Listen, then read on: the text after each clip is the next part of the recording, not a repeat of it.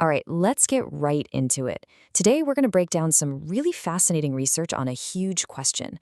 Why do some companies thrive in chaos while others just falter? Turns out, it all comes down to strategic leadership and what this research calls its two crucial engines. So let's start with a number 15. 15 years. Any idea what that represents in the world of big business? I'll give you a hint. It's a number that should probably make every CEO out there a little bit nervous. Yep, you're looking at the average lifespan of a top company today. Just 15 years. Now think about this. A few decades ago, that number was 67. 67! The pace of change is just accelerating like crazy, and even the biggest, most successful giants are having a tough time keeping up.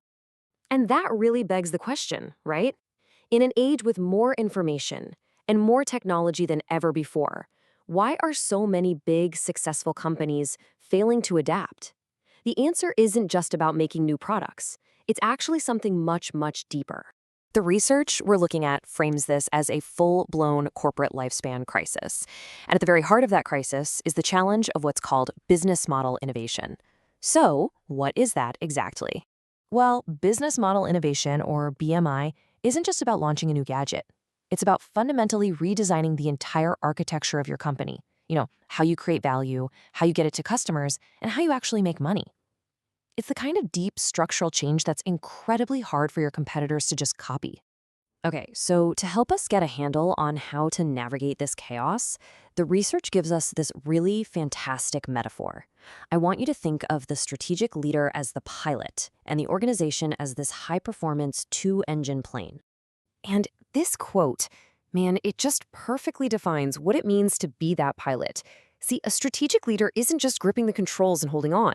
They are constantly scanning the horizon, anticipating what's next, staying flexible, and working with their whole crew to navigate toward a safe landing in the future.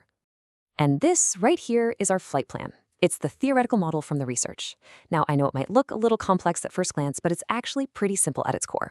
It shows how the pilot, that's the strategic leader on the left, powers two essential engines in the middle to ultimately achieve that business model innovation on the right. So let's break it down engine by engine.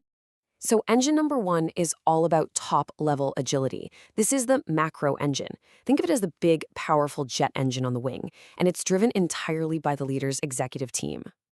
So what fuels this engine? Well, it's a concept called close leadership. This is all about the direct, hands-on influence a leader has with their inner circle. It's about how they talk, how they challenge, and how they align the people who are right there in the cockpit with them. Now, what's really cool is how this agility breaks down. It's got two parts. On one side, you've got strategic sensitivity. That's the ability to see the storm clouds gathering on the horizon way before you're in the middle of them. And on the other side, you need collective commitment. That's the ability to agree quickly and decisively on how to fly through that storm without getting bogged down in office politics. But here's the thing. A super agile executive team isn't enough to fly the plane. So let's move to engine number two, which is all about workforce flexibility. This is the micro engine, and it's powered by the skills and the adaptability of every single person in the organization. This engine runs on a totally different kind of fuel, distant leadership. This isn't about direct commands or being in the room. It's about inspiring the entire crew through a powerful vision, clear communication, and symbolic actions that show everyone what the mission really is. And just like the first engine, this employee flexibility has two key parts. There's skills flexibility, which means your crew is cross-trained and ready to jump into new roles when needed. And then there's behavioral flexibility, which means they can adapt their actions and attitudes when the flight plan suddenly changes. They don't just follow orders, they adapt on the fly. So now we have our two engines, an agile top team and a flexible workforce. But this is where the paper's biggest insight really comes into play. Because just having two working engines doesn't mean you'll get off the ground. A lot of leaders favor one style or the other, either top-down control or bottom-up freedom. But the research is crystal clear. Focusing on only one is basically a recipe for failure. Look, in a calm sky, maybe you can get by with one engine. But when the air gets turbulent, relying on just one of them, either your executive team or your workforce, it's just not enough to get the kind of powerful lift you need for real innovation. It's like trying to get a jumbo jet off the runway with only one engine firing. So let's go back to our flight plan for a second.